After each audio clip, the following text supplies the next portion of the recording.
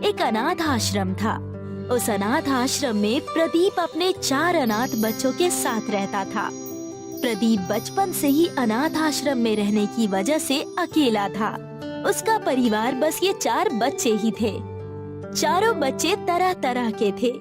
कोई बहुत चालाक था तो कोई बहुत बेवकूफ, कोई बहुत आलसी था तो कोई बहुत मेहनती।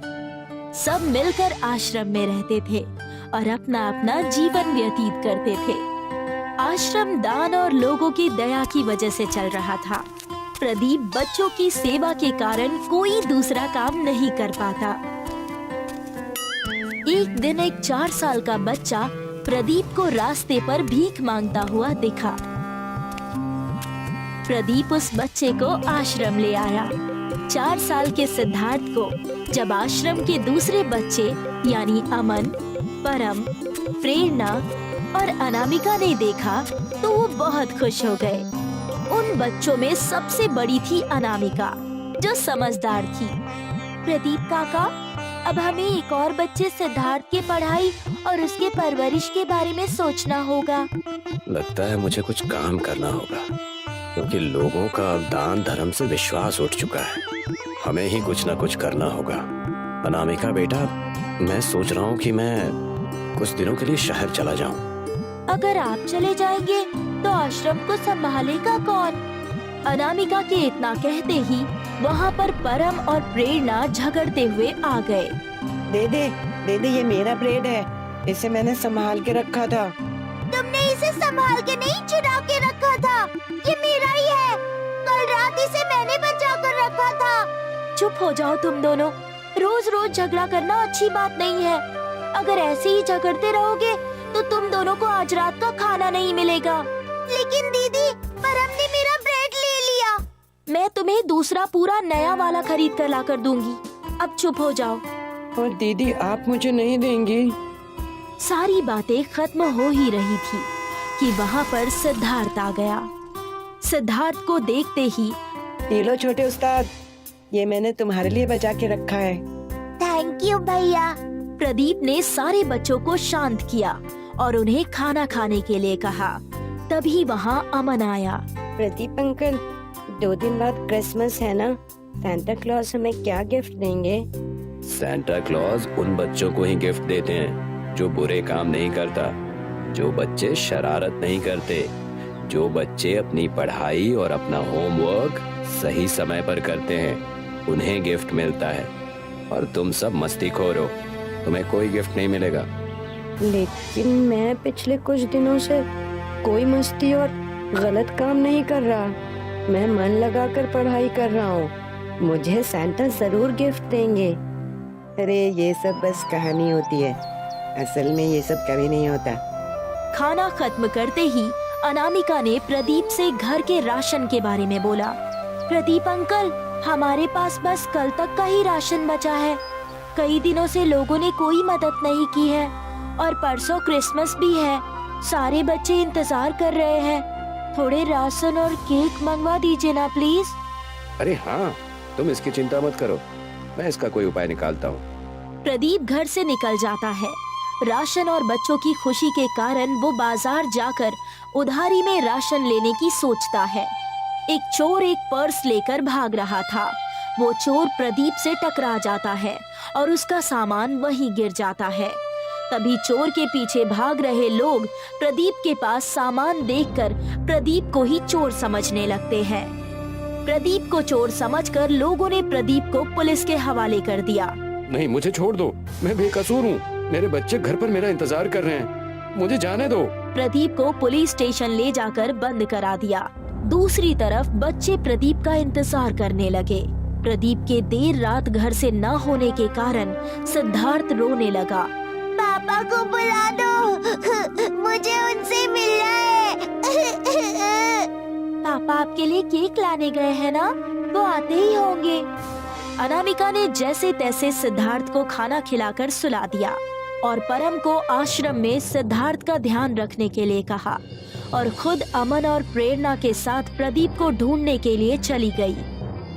दीदी, आपको क्या लगता है इतनी देर तक प्रदीप अंकल कहाँ होंगे?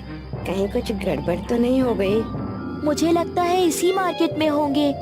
राशन लेने घर से यही के लिए निकले थे प्रदीप अंकल।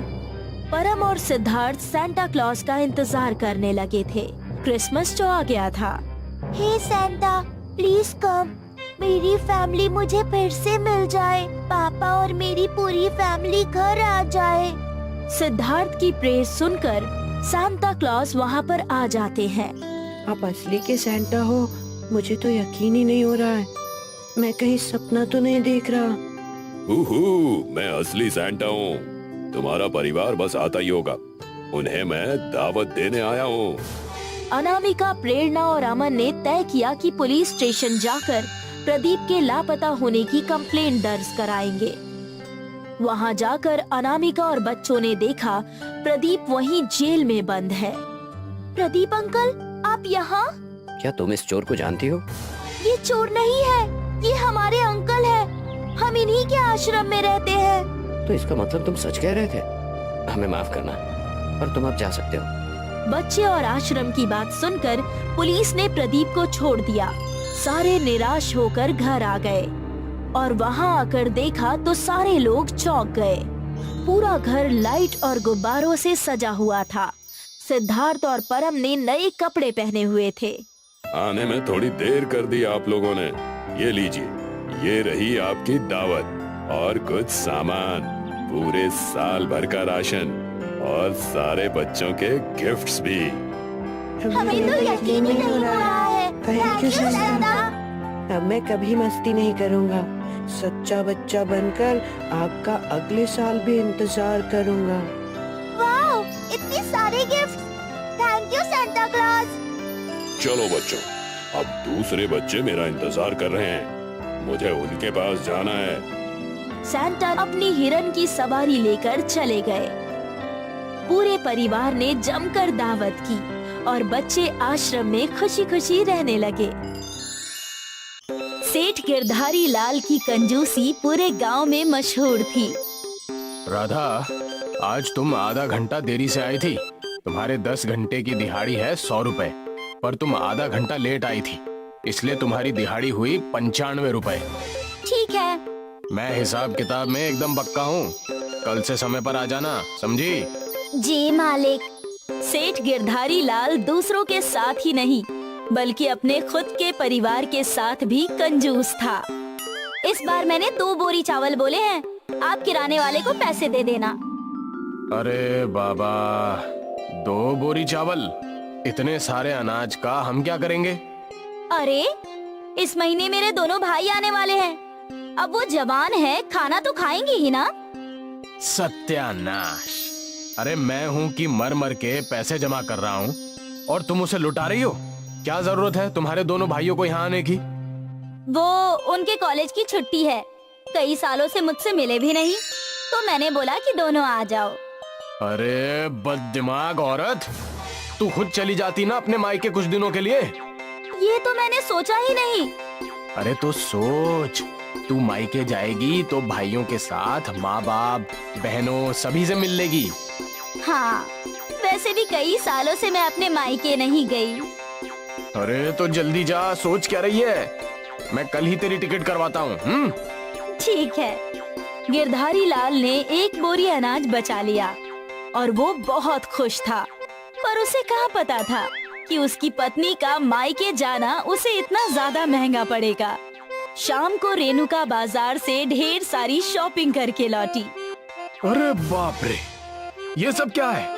शॉपिंग है और क्या। पर इतनी सारी? हाँ, अब जब मायके जाऊंगी तो खाली हाथ थोड़ी ना जाऊंगी। आपकी इज्जत का भी तो सवाल है, वरना मेरे मायके वाले कहेंगे कि रेणुका का पति तो कंजूस है, कुछ भी नहीं भेजा। आपको पता है, मैंने फिर भी आपके बहुत पैसे बचा लिए हैं। और वो कैसे? मैंने ये सब सेल में खरीदा है, 50% की छूट पे। हे भगवान, कोई तो इस बेवकूफ को समझा दो। तू चाहे सेल में खरीद या ना खरीद, फिर भी पैसे तो गए हैं ना। हाँ, वो तो है। गिरधारी लाल अपनी पत्नी को डांटता रहा, पर क्या फायदा, गिरधारी लाल के पैसे तो चले ही गए। खैर, अगले दिन गिरधारी लाल की पत्नी ट्रेन में बैठकर अपने मायके चली गई। अब कम से कम कुछ दिनों तक मेरे पैसे बचे रहेंगे। कुछ दिनों के लिए गिरधारी लाल बहुत खुश था। उसके घर में राशन भी बहुत कम ही आ रहा था। वो रोज रोज दाल चावल बनाकर खा रहा था। इसे कहते हैं ना पैसों की बचत। वरना रेणुका होती तो ये लाओ वो लाओ, ये सब्जी वो पनीर, बाप रे बाप कितने पैसे नष्ट हो जाते मेरे। लगभग 1 महीने बाद रेणुका लौट आई और अब गिरधारी लाल के चेहरे पर उदासी छा गई। ये सब सामान लेते हुए आना। हाँ, 5 किलो शक्कर, 4 किलो दाल, 2 किलो घी, 10 लीटर तेल, इतने सारे सामान की जरूरत कैसे नहीं है? अब 2 लोग होंगे तो इतना खाना तो खाएंगे ही ना। अरे तू औरत है या राक्षस है? इतना सारा सामान खाएगी? अब आप जो भी बोल लो, ये सारा सामान तो आपको लाना ही होगा। गिरधारी लाल रेणुका को समझाता रहा कि खर्चा कम कर दे, पर रेणुका कहाँ सुनती। वो अपने पति के कंजूसी से वाकिफ थी। फिर एक दिन रेणुका की तबीयत खराब हो गई। उसे हॉस्पिटल ले जाया गया। मुबारक हो, आपके घर में एक नया मेहमान आने वाला है। अरे मुझे कोई मेहमान नहीं चाहिए। मैं बोल रही हूँ कि आपकी पत्नी गर्भवती है। आपके घर में एक छोटा बच्चा आने वाला है। ये सुनकर गिरधारी लाल खुश हुआ, पर फिर वो पैसों के बारे में सोचने लगा। बच्चा आएगा मतलब खर्चे बढ़ जाएंगे। उसका खाना, उसके कपड़े, उसकी पढ़ाई का खर्च। हे भगवान। गिरधारी लाल के चेहरे पर 12 बज गए थे। ये देखकर उसकी पत्नी समझ गई। जरूर आप पैसों का सोच रहे होंगे, है ना? हाँ हाँ, क्यों ना सोचूं। आखिर पैसे तो मेरे ही जाएंगे ना। हाँ तो क्या हुआ, बेटा भी तो आपका ही है ना। अरे वही तो समस्या है। अब बच्चे के पैदा होने का खर्च, उसके खाने का खर्च, कपड़ों का खर्च और फिर पढ़ाई का खर्च। अरे रे, आप इतने दूर चले गए। जब बच्चा पैदा होगा तो आपको सबको दावत देनी होगी। ये भूल गए क्या? रेणुका ने गिरधारी लाल को एक नई समस्या दे दी थी। उस दिन से गिरधारी लाल सोचने लगा कि वो कैसे दावत के पैसे बचाएगा। अरे कम से कम 40-50 लोग तो आएंगे ही। सबको भरपेट खाना खिलाना, वो भी पकवान। बाप रे बाप, मैं तो लुट जाऊंगा। मुझे कुछ ना कुछ तो सोचना ही पड़ेगा। यहाँ रेणुका की डिलीवरी का समय नजदीक आ रहा था और वहाँ गिरधारी लाल परेशान हो रहा था। क्या करूं क्या करूं? आखिर एक दिन गिरधारी लाल को ये योजना मिल ही गई और उस दिन उसके चेहरे पर मुस्कान आई। रेणुका ने एक बेटे को जन्म दिया। गिरधारी लाल बहुत खुश था। अरे मेरा बेटा, तुम जितने चाहे उतने मेहमानों को बुलाओ दावत पे। क्या हुआ, आज सूरज पश्चिम से निकला है क्या? अरे वो तो पता नहीं, लेकिन आज मुझे बेटा हुआ है। इस खुशी में रेणुका ने अपने सारे परिचितों और रिश्तेदारों को न्योता दिया। वो कब से सबको दावत पर बुलाना चाहती थी, पर गिरधारी लाल की कंजूसी की वजह से वो कर नहीं पा रही थी। दावत वाली रात को गिरधारी लाल के घर में मेहमानों की भीड़ लगी थी। गिरधारी लाल ने अपने नौकर को आवाज लगाई। अरे शंभू, सभी मेहमानों के सामने पकवान रख दे। शंभू ने हर आदमी के सामने एक प्लेट रखी जिसमें बस 2 लड्डू थे। बस 2 लड्डू देखकर लोग हैरान रह गए। अरे ये क्या, बस 2 लड्डू? अरे आप कंजूस से और क्या अपेक्षा कर सकते हैं? अरे कम से कम यहाँ बुलाकर हमारा अनादर तो नहीं करना चाहिए था। लोग उठकर जाने ही वाले थे कि अरे अरे रुके रुके रुके, ये आपका अनादर करने के लिए नहीं, बल्कि ये एक खेल है। आपके सामने 2 लड्डू हैं। जब आप वो खा लेंगे तो 2 और लड्डू रख दिए जाएंगे, फिर 2 और ऐसे करते करते आप बेहिसाब लड्डू खा सकते हैं और हर लड्डू खाने के लिए आपको 10 रुपए भी मिलेंगे। क्या कहा भैया, 10 रुपए? अरे वाह वाह वाह वाह वाह, ये लड्डू आपको बिना हाथ मोड़े और बिना मुंह को प्लेट में लगाए खाना होगा। अरे भला ऐसे भी कोई खा सकता है क्या? जरूर ये कंजूस हमें कुछ खिलाना ही नहीं चाहता।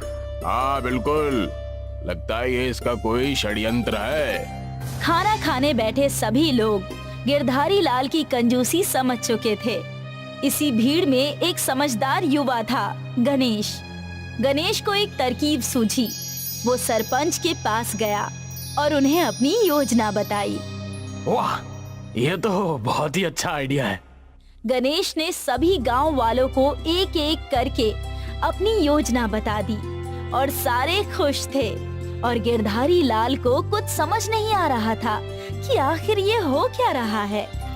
ये लोग कितनी भी कानाफूसी कर लें, लेकिन कोई तरीका ही नहीं है जिससे ये लोग मेरे लड्डू खा सकें। पर गिरधारी लाल की ये गलतफहमी टूट गई जब उसने देखा कि सभी लोग अपने बगल में बैठे लोगों को लड्डू खिला रहे थे। अरे ये क्या? लोग लड्डू खाए जा रहे थे और गिरधारी लाल का सेवक लड्डू परोसे जा रहा था। मैंने 10 लड्डू खा लिए, लाओ मेरे 100 रुपए। हाँ भैया, मैंने तो 16 लड्डू खाए गिरधारी भाई। ये आपका अच्छा था, लड्डू भी खा लिए और पैसे भी दोगे। ये खेल रोज खेला करो हैं? पैसे ले और निकल यहाँ से, चल। एक एक करके गिरधारी लाल को हर एक को पैसे देने पड़े और अपनी जेब खाली देखकर ये दावत तो मुझे बहुत महंगी पड़ी। काश मैं लोगों को अच्छे से दावत दे देता, कम से कम मेरा खर्चा कम होता। इसलिए आपको हमेशा बोलती हूँ कि इतनी कंजूसी भी मत किया कीजिए, पर आप मेरी सुने तब ना। अब गिरधारी लाल बस अपना सिर पकड़कर बैठा था। वो करता भी तो क्या, उसके इतने सारे पैसे लुट चुके थे। भागलपुर गांव में रंजीत रहता था। गांव में सूखा पड़ने की वजह से वो पूरी तरह से जमींदारों के कर्ज में डूब चुका था। पूरे गांव से रंजीत कर्जदार हो गया था। अनपढ़ और नाकामयाब होने की वजह से रंजीत शहर जाकर गांव वालों से छुपकर भीख मांगकर अपना गुजारा करता था। अपने गांव से निकलते ही भिखारी के वेश में आकर वो शहर चला जाता। भगवान के नाम पर दे दो बेटा, बहुत बूढ़ा हो गया हूँ, गरीब भी हूँ। ठीक ठाक तो दिख रहे हो, जाकर काम क्यों नहीं कर लेते? बेटे अगर कुछ देना है तो दो, वरना रास्ता नापो। रंजीत हमेशा ऐसा ही करता। हमेशा गांव से शहर आकर सड़कों और तरह तरह की जगहों पर भीख मांगता और अपने दिन की कमाई करके गांव चला जाता। जमींदार साहब, वो देखिए वहाँ से रंजीत आ रहा है, उससे अपने खेत का ब्याज मांग लीजिए, वरना कल सुबह फिर से भाग जाएगा। तुमने सही कहा, अब तो ये मेरे सोने के बाद गांव आता है और मेरे उठने से पहले गायब हो जाता है। जमींदार और मुंशी रंजीत के घर आ पहुंचते हैं। आज तुम्हारे दर्शन हुए हैं मालिक, आपने मेरे सारे खेत ले लिए, अब बस ये छोटी सी कुटिया ही बची है, आप इसे भी हथियाना चाहते हैं? तुम ब्याज नहीं भरोगे तो हम सब ले लेंगे, इस घर को भी। ये लीजिए आपके ब्याज के पैसे, और अगले महीने मैं पूरे पैसे देकर अपना खेत छुड़ा लूंगा। रंजीत के हाथ में पैसे देखकर दोनों भौचक्के रह गए। जमींदार ने पैसे लिए और घर की चौखट से गुस्से से चला गया। इसके पास इतने पैसे आए कहाँ से? और भाव ताव से तो पता चल रहा है कि ये कोई गांव का बड़ा साहब हो। और बातें तो ऐसी कर रहा था कि ये सारी जमीनें खरीद लेगा हमसे। और ऐसा ही सिलसिला चलता रहा। रंजीत हमेशा गांव से सुबह शहर के लिए वेश बदल कर निकल जाता और शहर जाकर फिर से भिखारी बनकर भीख मांगकर पैसे जमा करता। एक दिन जमींदार अपनी पत्नी मंगला को शहर में समंदर दिखाने के लिए लेकर गया हुआ था। वहां जाकर जमींदार ने देखा कि रंजीत भीख मांग रहा था। तुम मुझे 1 दोगे, भगवान तुम्हें 10,000 देगा। अच्छा, तो ये है तुम्हारा नया खेल? गांव में बड़े ठाट बाट से घूमते हो और यहाँ आकर भीख मांगते हो? कृपा करें मालिक, कृपा करें, ऐसा ना करें, मैं ये बस अपना घर चलाने के लिए करता हूँ। मैंने आपके पूरे पैसे इकट्ठे कर लिए हैं और मैं जल्द से जल्द आपके पास आने ही वाला था। तुम बस गांव चलो और वहाँ चलकर देखना, तुम्हारा रहना दुश्वार हो जाएगा। जमींदार और मुंशी ने मिलकर पूरे गांव वालों को ये बात बता दी। रंजीत जहाँ कहीं भी जाता, लोग उसे भिखारी कहकर शर्मिंदा करते। अरे वो देखो, गांव के सबसे बड़े भिखारी गांव में आ रहे हैं। हाँ हाँ, जल्दी से जेब से चिल्लर निकालो, इन्हें भीख भी तो देनी है हमें। पूरे गांव से रंजीत अपने भिखारी होने के ताने सुन सुनकर थक हार कर परेशान होकर भागलपुर गांव छोड़कर चला जाता है। उस जमींदार ने मेरी जमीन ले ली, मेरा घर ले लिया, मेरा सब कुछ खत्म हो गया। भगवान ने अनाथ भेजा था, आज इस उम्र में भी मैं अकेला ही हूँ। इस जीवन में रोने से अच्छा है कि मैं ये जीवन ही त्याग दूं। रंजीत ऊंचे पहाड़ पर चढ़कर गहरी सोच में पड़ा ही था। वहाँ पर एक तपस्वी साधु तपस्या में लीन थे और उनकी आँख खुल गई। उन्होंने देखा कि रंजीत उस पहाड़ की चोटी पर खड़ा है। तुम बहुत परेशान लग रहे हो बालक, क्या समस्या है? और यहाँ इस चोटी पर सालों से कोई नहीं आया, तुम यहाँ क्यों आए हो? मैं क्या बताऊं, मेरी जिंदगी यहाँ पहाड़ से, इस खाई से भी ज्यादा गहरी और बेकार है। रंजीत अपनी सारी बातें उस तपस्वी साधु को बताता है। मेरी तपस्या भंग करने का मैं तुम्हें दंड भी दे सकता हूँ, लेकिन तुम्हारी परेशानी बहुत जटिल है, इसलिए मेरे पास तुम्हारे लिए एक बेहतरीन उपाय है। तपस्वी साधु ने अपने कमंडल से पानी का जल निकालकर रंजीत के ऊपर छिड़क दिया। रंजीत ने जैसे ही आंखें बंद की, रंजीत के ऊपर एक बड़ी सी रोशनी आ गई और रंजीत अपने भिखारी के वेश में आ गया। ये आप क्या कर रहे हैं और मैं इस भेष में कैसे आ गया? मैंने तुम्हें आशीर्वाद दिया है, तुम जब भी इस भेष में कुछ भी भिक्षा लोगे, वो भिक्षा 4 गुना ज्यादा हो जाएगी, लेकिन सिर्फ इस भेष में रहने पर ही। और इसकी शुरुआत मैं करता हूँ। आप क्या करने वाले हैं गुरुजी? मैं ये सोने के सिक्के तुम्हें भिक्षा में दे रहा हूँ। बहुत कम ऐसे होते हैं जिन्हें साधु भिक्षा देते हैं। मैं इसे तुम्हें आशीर्वाद के तौर पर दे रहा हूँ। मैं इसे एक सपना समझूं या क्या समझूं? ये मेरे साथ भगवान ने कैसा खेल खेला है, मुझे कुछ समझ में नहीं आ रहा। जैसे ही तपस्वी साधु ने एक सोने का सिक्का दिया, रंजीत के भिखारी के वेश में होने के कारण वो सिक्का 4 गुना ज्यादा हो गया। रंजीत की आंखें उन सिक्कों को देखकर हैरान हो गई। रंजीत ने उन सिक्कों को शहर जाकर एक जौहरी की दुकान पर बेच दिया और सारे पैसे लेकर गांव के पास वाली जमीन में एक बड़ा सा घर बनवाया। ठेकेदार साहब, मेरा ये घर बहुत बड़ा बनवाना। मुझे मेरे भागलपुर गांव वासियों को इस जमीन पर दावत देनी है। जो आदमी सड़कों पर भीख मांगता था, आज वो इस तरह का कैसे हो गया? समय का खेल है बस। तुम सिर्फ अच्छे से बड़ा सा घर बनवा दो, बाकी काम मुझ पर छोड़ दो। बड़ा सा घर बनाकर रंजीत भागलपुर गांव वालों से अपने बेइज्जती का बदला लेना चाहता था।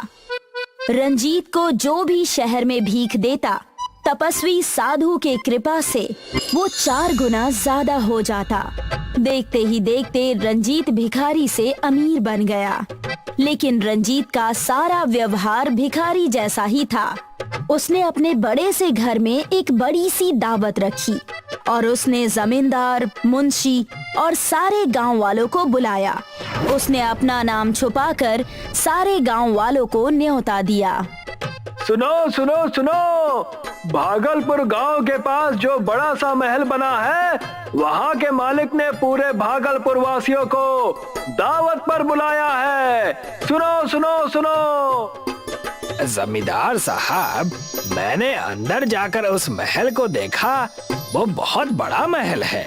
हमें चलना चाहिए, वहाँ जाकर हमें भी फायदा हो सकता है। अच्छा, तब तो हमें जरूर चलना चाहिए। सारे गांव वाले दावत के नाम पर बहुत खुश हो जाते हैं और दावत पर चले जाते हैं। उस दावत में रंजीत अपने भिखारी के वेश में ही होता है।